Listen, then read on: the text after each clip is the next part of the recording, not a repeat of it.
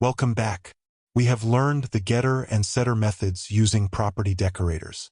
The final piece of the property puzzle is the deleter. The deleter allows us to intercept and control what happens when a user attempts to delete an attribute using the built-in Python del keyword, providing complete control over the attribute's lifecycle.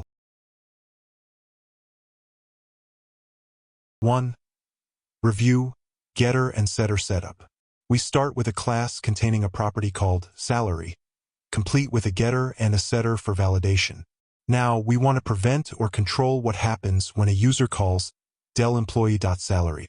If we did not define a deleter, the default behavior would simply remove the attribute.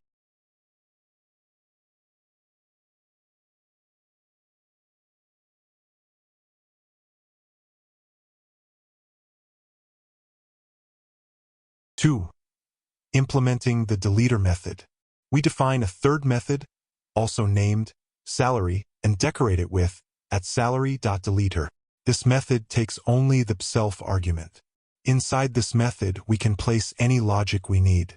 For example, we might log the deletion, perform cleanup tasks, or, as shown here, prevent the deletion entirely based on a business rule, like preventing salary deletion if the salary is below 1,000.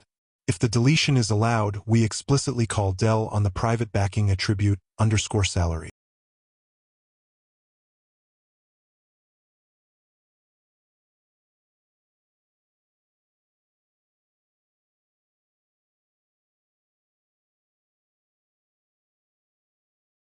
Three.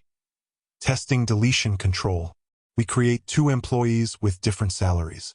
When we call del emp1.salary, the deleter runs, passes the check, and removes the private attribute.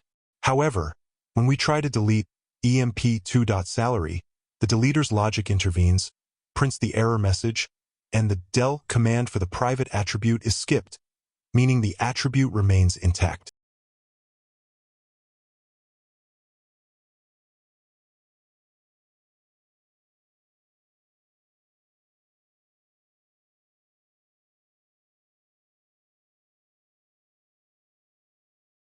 To summarize, the deleter provides crucial control over the final state of an attribute.